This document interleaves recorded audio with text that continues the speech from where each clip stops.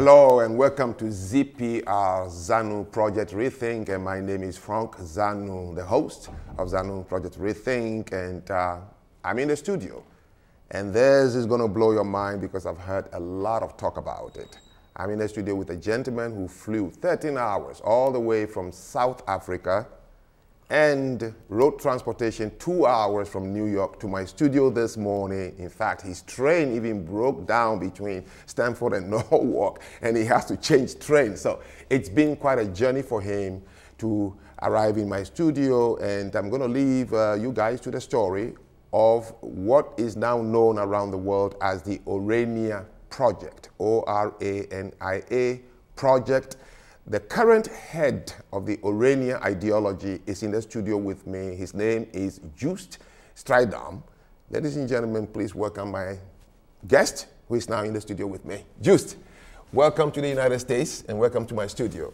Thank you very much. It is a privilege indeed to be able to share some of our ideas and to discuss what we are doing all the way down there in South Africa. Yeah, true honor for you to take this trip. We started speaking last year. And it didn't happen. I had planned, I was so excited, I planned that I would have come. But then my schedule wasn't, and then you said, hey, I'm here, I could visit, and here you are in the studio. So for those of you who may not know or know already, but you don't have the details, today is when you're going to have the details. The Orania Project is what he would give you the proper name later on, but it's a white-only community in South Africa. And he's currently the head of the Orania ideology, and I'm going to today ask from the horse's own mouth to tell those who know but have very confused details, and those who don't know to be educated on what, including myself today. During my wait for him to arrive, I was in DC last week, and I spoke to a couple of South Africans who were introduced to me by my friend, both white and black. I asked them about the Orania. They had mixed understanding. There's a lady who lives in this town. She's also from South Africa. I called her and I spoke to her. So I am not speaking today on behalf of or in defense of South Africans, and I'm not speaking in defense of Orania. I'm simply here to interview Joost to tell the story of how this project came to be. So we start. What is the meaning of the word Orania? Well, that's quite an interesting history upon itself, although the way that the town got its name is quite boring. There was a competition, and that was in Orania's first life, of which I will tell a bit more later, and someone gave the name Orania and won the competition, and the town was named. However, if you just go a bit further back into history, that name is a derivative of Oranje, the color, orange, Oranje.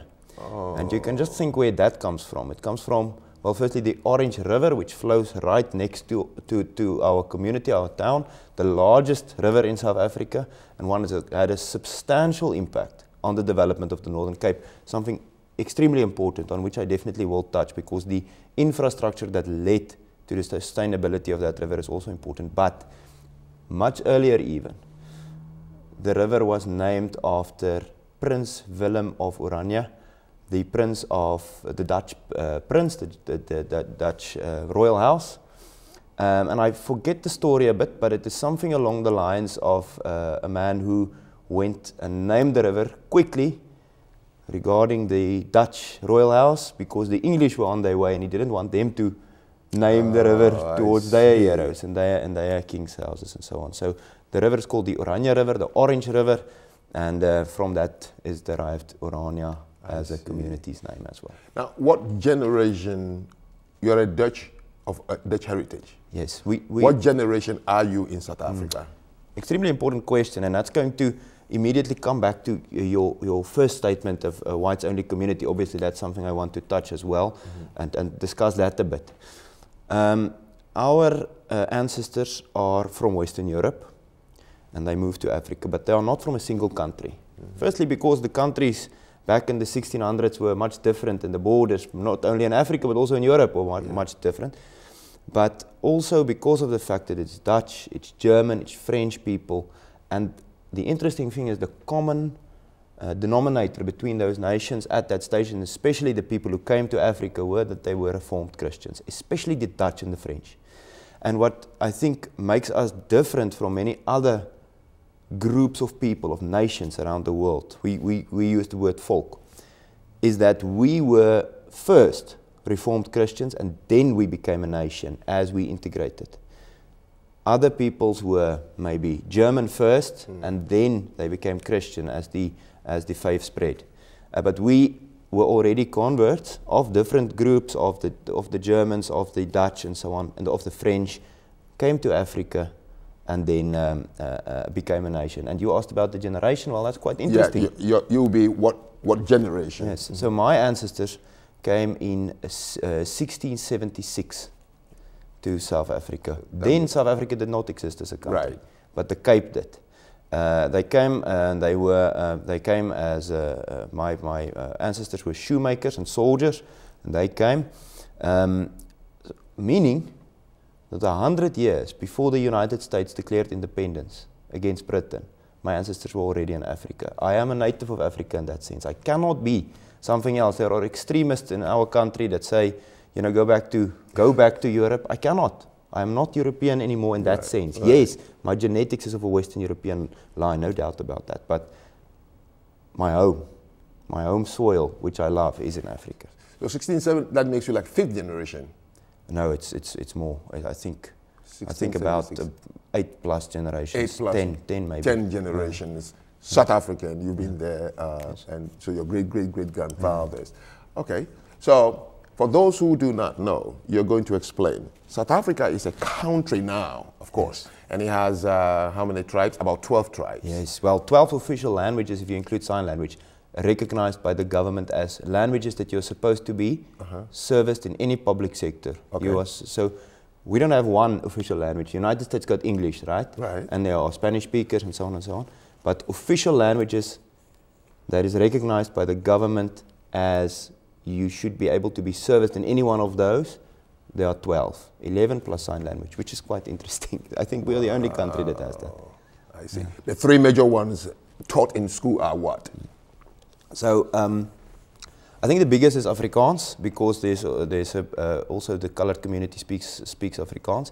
But under the Bantu tribes, the Ndebele peoples, you have Zulu as a big language in South Africa.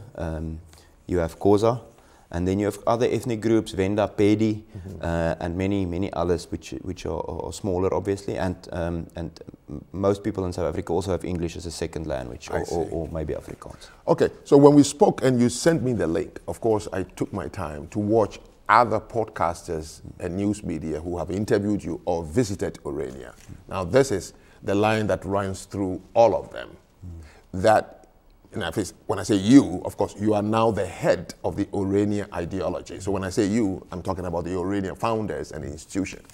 The line that runs through it, this is a white-only community in South Africa, a black nation, where if you're not white, you're not allowed to live there. Is that an accurate description of Orania? So I think the interesting thing is that those people are so stuck in apartheid era thinking that they can only think in terms of black and white. If you look at the black nations in South Africa, the Zulu people and the Xhosa people are very different people. It's two cultures, they're both black-skinned. Yeah. The Afrikaner people also have a distinct cultural heritage, and that's our focus. That is what we try to do in Orania. We try to preserve our cultural heritage, which stretches over the almost 400 years that we are in Africa, but more so is also something that we hold dear, something that we want to preserve and protect. So that is the focus. So if an atheist Englishman who cannot speak our language, who has got no relationship with what we are doing, which maybe doesn't, confess our faith, which doesn't share in our traditions, but do have a white skin, if he wants to come to Orania, we will say, wait a bit. Why are you here exactly? What are the reasons? Because this project is for the Boer Afrikaner people, the Boere. This is what we are called. It's an Afrikaans word for farmers. This is who we are. We are a specific people. And if you only focus on the color of a skin, you lose the depth. So wait. So If you're a German or a French and you're Catholic and you're white, blue-eyed, blonde hair, and you live in South Africa just like you, even 5 generations, 6 generations, white skin, but you're French, you're Catholic, you are not admitted in Orania. So when they say white only, you're saying it's too general. It's not true that white only. Is that what you're saying? Yeah. Well, firstly, I would say that our main focus is not to cut off, not to say you and you do not meet the requirements, you don't make the list, you do not qualify enough. Our main focus would much rather be to say who wants to participate in our version of culture. Right. Who will feel comfortable and who will we feel comfortable with? I think that's the key. It's like love, right? People don't go out on the street and say, this is my list of requirements. And if you match all of them, you will be my wife and we will love one another. People find one another and you know, and there's a natural association that happens. With something in common. If values align. Okay. So we had our run-ins with the Catholics, although it be many years ago, and I think we are in a different age now. But the French Huguenots who came to South Africa were killed in mass in France by the Catholics. So we still have a bit of, skepticism there. So our ancestors are Protestant Christians, and that's part of what we confess as a community. So what are the 3 top criteria to be a member of the Orania community? I think that is what would clarify everything. What are the 3 top criteria? Okay. So I'm going to answer the question in 2 phases. I think it's quite important to do so. Because if we look at the top criteria, it will have almost nothing to do with the things that we discussed now. It will be 0 tolerance for drugs. It will be financial stability. And we also look at criminal record. Why are those the main things that we discuss in our Right to Residency Committee? Exactly for the reason that the people who apply are in any case Afrikaners. It's very rare that a person who are not an Afrikaner tries to become part of the community. So those are primarily the things, the challenges that we have the most to do with. So yes, very much so we expect a person to be an Afrikaner and associate with our cultural heritage and so on. That is a given.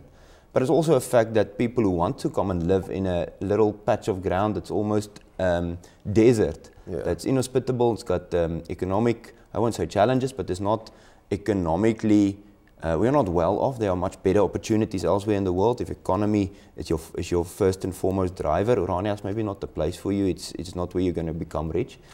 So who chooses to come and associate with us? Well, it is Afrikaners anyway. They already feel they identify with what we are doing there. So the things that we look at are much more our policy on drugs, which is 0 tolerance, crime and so on. How about alcohol? No, we do tolerate that. Oh, okay, but drugs in particular, drugs, crime, and what is the third one? Financial stability. Financial stability. You must be able to look after yourself. So, but to answer your question in a more direct sense, it's to say, do we mention things like, do we measure race in our application process? And the answer is no, we do not. However, Afrikaners are a Western European people.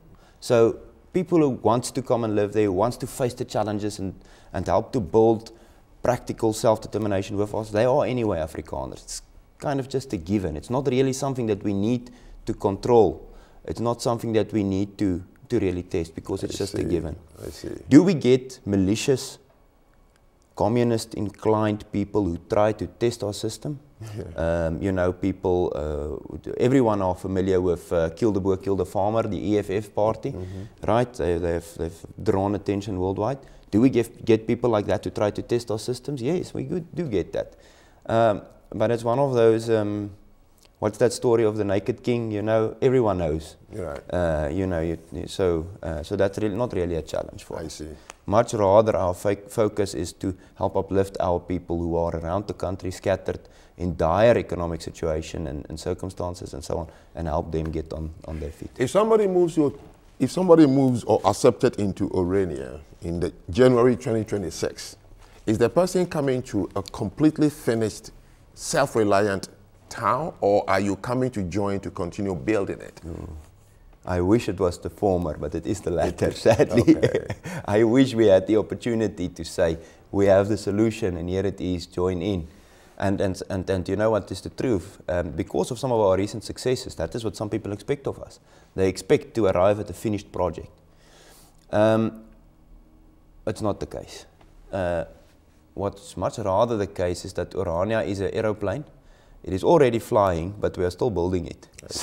So we are flying, and sometimes the one wing, you know, looks a bit unstable, and we divert all energy to fix that wing, to get it in the air again. And you know, and in the cockpit, the pilots are frantically drawing plans to better the airplane. So it works much better in Afrikaans, but we have a saying: you're not coming to tree af in Orania, which means to retire, to come lay back. You're much rather to come tree aan, which is something similar to stand at attention and, you know, do your duty. I see. So, so the expectations of coming to Orania could be very high in terms of what we try to achieve, but it should be very realistic in terms of what can I do. The moment I've put my feet in Orania, the challenges begin, the work begins. That is when it, you know, you must show what you are worth. Okay, a quick question. How old is the first generation Oranian? How old is that person now? Orania started in 1991, but a bit later I'm going to discuss the fact that the idea is much older, but we can do that in a second. But in 91, the first little piece of land was bought, very exciting, and about 40 families moved there to start anew, pioneers in a certain sense, not in a certain sense, in a very direct sense. And some of them came there with small kids, other ones had children there. So the first generation are now in their 30s. They're now in their 30s. Wait, 1991, 40 families? Yes. 1991 to 2025, that's how many years ago? 34 years ago. What are the main infrastructure you've built in 34 years? That's such a delightful question to answer now, because so much changed in the last 5 years. 5 years ago, it would have been, I wouldn't say sad to answer that question, but a bit disappointing. Because the trajectory of development isn't like this, a steady incline of development. I see what you mean. A lot of very tiring and hard work had to be done with only marginal increase of what happened. And suddenly, we are lifting off. Our wheels are now leaving the tarmac. So the exciting things that we are building, and I'm glad to say that some of the first generation and even a second generation of Oranians are now joining that. Young people are coming back as accountants, as teachers at the schools, as IT specialists, as businessmen and entrepreneurs, as designers and jewelers, and many other professions. And they're coming back. So they maybe grew up, went to study, and they came back, and now they're contributing to that. So some of the exciting projects that I found very exciting, surrounded in a country where service delivery is not that great. We have built a sewage system, natural system, working without state-supplied electricity, because the state electricity in South Africa is very unreliable. We have something called load shedding, which is rolling blackouts. So you know, get a notification, you only get 12 hours of power today. This is your text message in my hotel, and my host. Yeah, okay, but you have a steady. So the sewage, and then we're working towards energy independence, which is a very exciting project. We're about 50% energy independence. So what we did is we remember, you must remember that everything we built, and that's one of the reasons why everything goes so slow in relative terms. First, we have to do it all with our own labor. We do all our own labor, and that is, I think, the foundational idea of Orania. Without that, Orania is not something new, it's just a repeat of something old. The labor issue is very important. The second thing is the fact that we do it all with our own money or investment money, which commercially we pay back to those who have invested. We do not get state money, we do not get our tax money back on a large scale, income tax and so on. We do not get state-sanctioned loans like other municipalities in South Africa get. So we sit with this challenge that we develop with our own labor and our own funds, and where we commercialize projects, we need to pay back with interest. Our energy independence efforts is nothing other. It is very much the same. So we had to figure out the way to start getting our community energy independent with very little funds. There's actually a term for that. There's a term in the electrical engineering world where you black start the system. That means to start it from totally dead. There's no main power grid to give the frequency and so on, so we have to start it up. and it's we called it Lazarus, the Lazarus project, in the sense of we started it from nothing. So the guys who started our energy independence had no money, they had no infrastructure, they had to start from nothing, and they went and they got investors' money, and they promised them return on investment, because that's why an investor invests, he wants to get money back. And they had to very quickly build something tangible, which they did. The engineers started with the Orasol project. Orasol, Orania Solar, started building solar farms. Remember, we are in a very arid kind of semi-desert area. There's many sunlight hours. And we built with our own teams, we built the solar farm. And we could start selling electricity and start paying back the investors, and it was a mission of prayer, because if they couldn't pull it off, and they're the heroes in our eyes, if you ask me, so they pulled it off, and they could start selling the electricity at normal rates, but it's cheaper to produce, so there's a margin of profit, and you can take that profit and start paying off your investors. I see. So that is nothing short of miracle. So this is the most interesting question that I have faced, and they want me to ask you. And I think the viewers will be happy to hear this, because when you say the word land, and you occupy a land, that is a red flag in South Africa, because one of the accusations is that land was taken away from the indigents. So take us back to the story. Make it short, sweet. How did you acquire the land? How big is the land? And maybe mileage, Americans use still the mileage in a square foot, okay, so we can understand the size. So one, how did you acquire this land on which now you live as your own autonomous home? How big is it? What did you pay for it? And who gave you the authority to own that land and say, we can only live here? Okay, very important question. Very tough question to answer shortly, because it's a question with so many layers, it's like an onion. I could speak for 20 minutes just on this, because it's so important, not only in the Orania sense, but in the broader South African sense. Very, very important. Firstly, let's say, where is the land? The land was very specifically chosen in one of the most undesirable parts of South Africa, the Karoo region. It's semi-desert. It rains between 250 and 300 millimeters per year. Very low rainfall, not a lot to do there. So it's also the lowest populated part of South Africa, the Karoo. So it's most scarcely populated. Second thing is, where did we get the land? We bought the land through a commercial transaction as a private property acquisition. So we bought it. We bought it in 1991. It was a piece of land which was abandoned. There was a project to house workers. It's like a temporary workers' camp. To house workers who built some of the important infrastructure, the Van der Kloof Dam, it used to be called the P.K. Leroux Dam. So the guys who built that, they stayed there, was stationed there for a while to complete the work, got abandoned. The government actually tried then to give or the Department of Water Affairs, tried to give the land to the police or the army or corrective services, someone that they thought could use it. No one was interested because it's too secluded. And we say, wait, that's exactly what we want. If we can get a secluded piece of land, which no one else wants because it's dry, it's arid, it's not popular. We don't have the gold mines from the far north, we don't have the beautiful vineyards of the Cape, we don't have the high rainfall of KwaZulu-Natal, we don't have the beautiful agricultural lands of the Free State. But we can do something here, we can create a space here. And then we bought it in 1991, scraped the bottom of the barrel to raise the funds. People bought in also, I think, an act of faith, and raised enough money to buy it. And then, so I don't know what the size is in square miles. I know in hectares.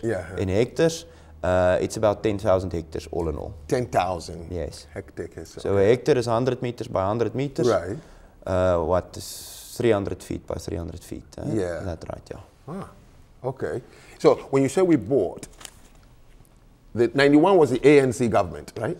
No, it was not yet. It was in the transitional phase. Oh, that's correct. 94. Okay, that's correct. Yeah. So you bought it from the government. Yes. I see. Yes. So the government says yes, people can buy a land, and okay. So I was reading. So what they actually, sorry for interrupting you. Yeah. I just want to clarify this. What they actually did is they struggled to find a buyer, because they wanted to sell it to another government agency. As I said, corrective service, people who could train there. I think at one stage they offered it to some old parliamentaries for a retirement village. They weren't interested because it was too secluded. Okay. And then they didn't start selling it. They put it out on a public tender process. Anyone could tender to try and buy the land. We did not win the tender. Someone else did, which could then not pay. And they didn't have enough money at the end of the day. And they made a higher bid but couldn't pay. We were second highest, fell on us, and we could pay and went through. Yeah. Okay, here's a question. Before Orania, you were living just like any other white communities, neighborhood and stuff, right? Yes. What is the one thing you could not have done if you didn't move to Orania by living among the general public? Let me call it so. Yeah. What is it that you, the people who are now in Orania, what is it you couldn't have done? That's a good question. If not because of Orania. It's a good question. Actually, I think, to be honest, many white South Africans still made quite successful economic lives. Since, especially in the early 2000s and the 2010s, there were still opportunities, but the opportunities got carved away. So I think maybe the pioneers who moved to Orania lost a lot of opportunities. They lost the opportunity to access the great schools that were still available. They lost the opportunities to make a lot of money. Just as a clarification, who moves out to a town in the middle of nowhere in a semi-desert environment? Well, it was people who could envision the idea, and who could do that, mostly academics. You had doctors, you had lawyers, you had professors. They were the ones who moved out. They could see the potential of Orania, and they could, to some extent, see the future, and that made the decision. There was no other reasons to attract them there. Mm. Okay, so what could we not have? I think, to put it bluntly, what we could not have is the opportunity to share in building what we are building. Economically, you could have opportunities in the rest of the country still up, and there's many other things that you can do. You actually missed out on some of those moving there.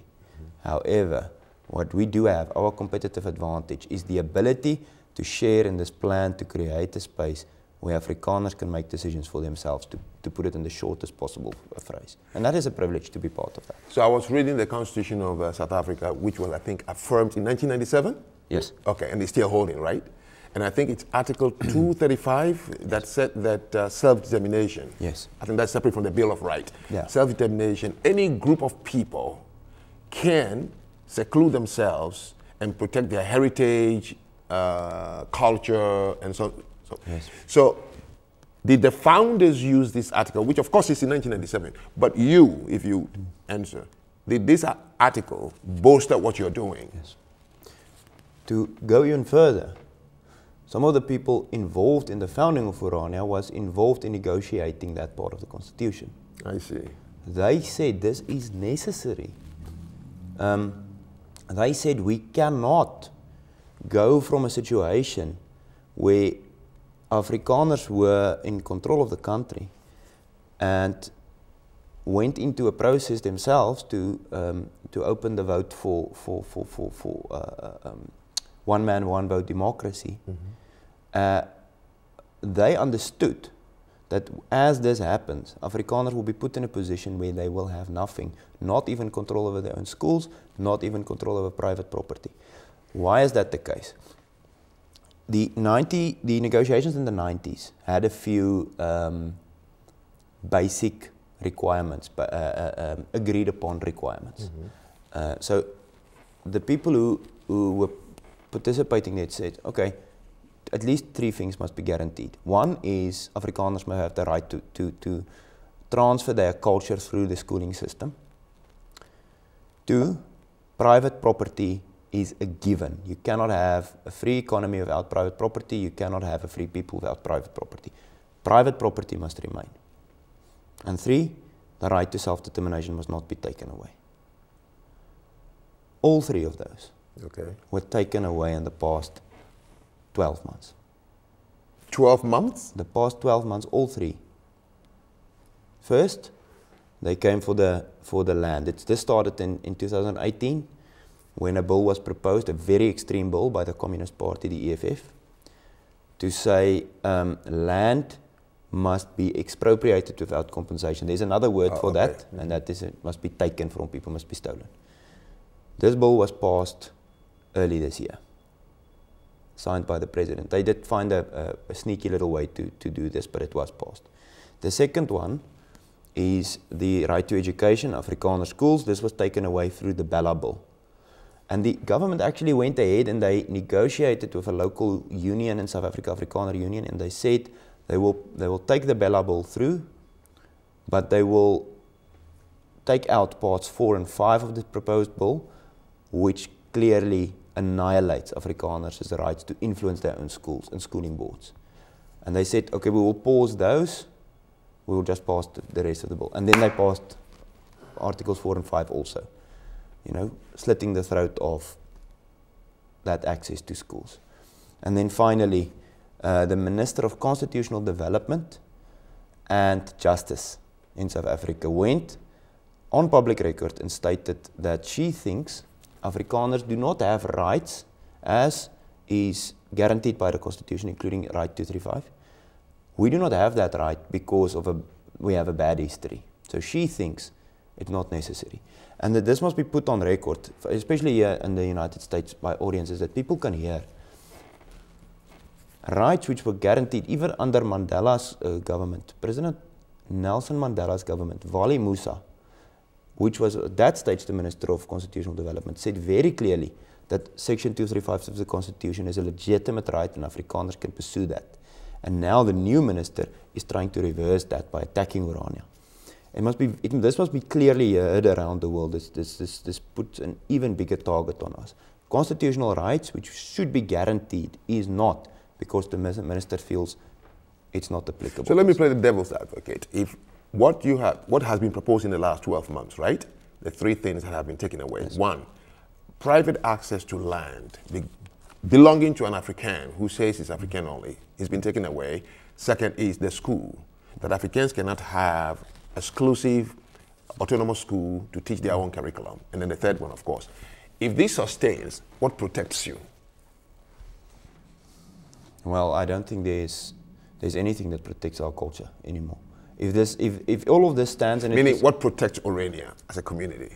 How would you continue then?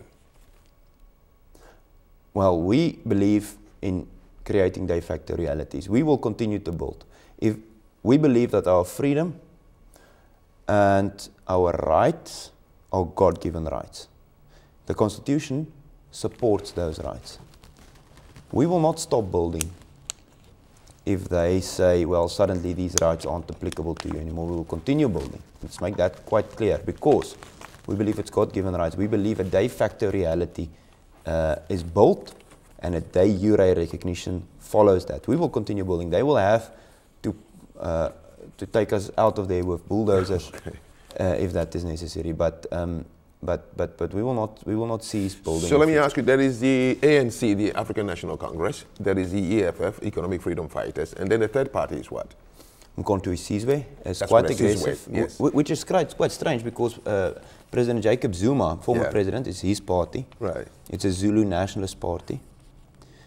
And he came to Orania and said, if all communities in South Africa run like Orania, we will have no problem. We have no poverty. Social and economic poverty will be eradicated. Of these 3 or 4 parties, which one, in your mind, is more sympathetic and friendly with Orania? Of course, definitely. Obviously not the EFF, right? Yeah, no. ANC, Sizwe. Which one is more friendly and sympathetic to you? I think in the older generation ANCs, there were a certain understanding. Some of the people who took up arms against the Afrikaner government had, when they went to the negotiation table, had more of an understanding. There was more a general feeling of understanding, although I think there's definitely a lot of distrust, and the things that the ANC do I cannot agree with, and it's preposterous and so on. But there are maybe some elements of understanding that used to be there. That's getting eradicated. And then, strangely enough, Mkhonto sees where the Zulu party should have a lot of understanding as a kind of a Zulu nationalist party, have a lot of should have had a lot of understanding for the Afrikaner cause. And I think more under tribal, traditional communities, under the Zulu people, there are understanding for the Afrikaner and for Orania, okay, because they see some of the things that they are busy with, they see there. However, when it translates to politics, South Africa is falling down the pit of populism, and in the pit of populism, you do anything just to appease extremist voters, and that kind of nuance is getting lost there. So in my mind, when I say use Stridom, which is you, and the Orania project, I'm confused on what label to use, right? So some people have thrown these words around. Which one do you think is fair? Are you a segregationist? Are you an extended apartheid? Are you a racist? Which one is fair to describe what Orania is? What is it? Well, we should, all of those. But if I had to describe our project in my own terms, yeah, I would say a new alternative. A new alternative. Okay. A third position. We are a third position. We try to remove ourselves from the noise of just the duality of options and put ourselves in a third position. What does that entail? That does entail we fully recognize that we are Afrikaners and we like to preserve our heritage and continue being. And we fully recognize that new options needs to be explored, that the cliche politics that we are stuck in is not going to solve anything. And thirdly, I think is the most interesting thing, which changed the whole picture, which changed Orania from any other community in South Africa. The most liberal white people in South Africa have not made this one change that we as the Orania community made. It is revolutionary. It is so strange in the African context that very few African people actually understand it or understand that Orania is busy with that. It is so unknown in South Africa that many people think it is born out of something that it is not. And that is what we call one of the three principles of Orania, the principle of own labor. The principle of own labor. Own labor. Self-reliance. Working yourself. Which is self-reliance, kind of. Yeah, self-reliance. Okay. But in South Africa, the political situation for the past 150 years has been dictated by labor policy. And one of the things that many African people in South Africa are angry at the Afrikaner for is the fact that labor created different classes of people under the previous regime. Mm-hmm. And that is why I don't buy into many of these stories about the previous regime, because the population growth under African people during the previous regime in South Africa was vast. And the reason for that is the state needed labor. While the Afrikaner and the Boer people were for a very, very long time very self-reliant people who could work very hard, under the previous regime, the need for industrialization, farming, forestry and those things wanted as many as possible, as a large as possible growth in the black population for the reason of cheap labor. That is still the reality in South Africa. Only Orania as a community, as a collective said, we will not exploit people just as laborers. The previous regime had these labor demands and did not give people voting rights, and that was an imbalance, which we also experienced under the English, so we understand something of it. Orania says, we will do our own work. We will not take the cheaper option of cheap foreign labor, as it is described in our context. We will not take the option of cheap exploitation. We will do our own work exclusively. And I don't know how many of your viewers are actually familiar with South Africa. That precise labor relationship is still very much So you would say the appropriate term for you to be described is the new alternative. The new alternative. New alternative. Now, let me ask you, the Orania community, the economy, the social structure, the politics, are you communist? Are you socialist? Are you capitalist? What are you?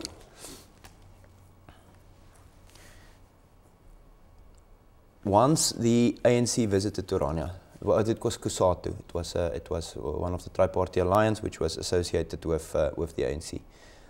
It would be very strange for people to hear that COSATU was in Orania. They visited us, and they saw our community and they said, you know, after they did a tour of the town, they said, you know, we speak about socialism. You live socialism. And we could not believe our ears, because in our minds that's not what we're doing. We are not socialists. And why did they say it? Because they saw communitarianism. They saw people voluntarily give their labor, their time, and their resources to help the community. But what is the difference between that and socialism? We are not forcing the people. We are not forcing our citizens to give on a socialist basis. I would say the system that we are the closest to maybe is a free market system. Okay. I don't want to say just capitalism. The reason for that is as follows. A capitalist system would prioritize cheap labor. Okay. And we are not doing that. Communist, we are not. Socialist, we are not. So your new political language you just use, you are what? Oranianism. Communitarianism. Communitarianism. Communitarianism. It's voluntary. And as in a capitalist system, in a free market system, the flow of money so is it's voluntary. A communitarianism, you give to the community, but you don't depend on the government. Yes. That's the difference between socialism and communitarianism. Can I give a practical example in action? One of the challenges we face is that Afrikaners from around South Africa want to come to Orania because they are in dire straits economically. They lost their jobs. They may be under a lot of pressure in terms of housing and things like that. They come from bad socioeconomic environments, and they want to come to Orania as a way out. So a capitalist would say, you know, get a job, get home. Socialist would say the state and other taxpayers' money must provide home. Provide for you. Orania says, okay, well, what we're going to do is, that's our people. We love our people. We want to help our people. But we don't want to increase dependency on the state, the local government of Orania. So how can we help them without forcing any of the other Oranians to be forcibly to pay taxes to support these people? Well, let's make it voluntary.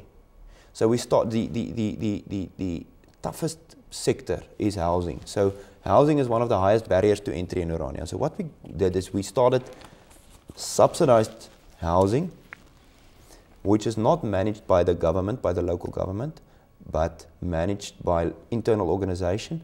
And anyone who wants to contribute to the housing, subsidized housing, does it voluntarily. If you contribute, it's subsidized for the people who are in a difficult situation, but they must still pay their part as well. That's also important. If they don't pay their part, they become more dependent, not less. They must still pay their part, but voluntary donations carries them. And that is communitarianism. The community helps, but it's not forced.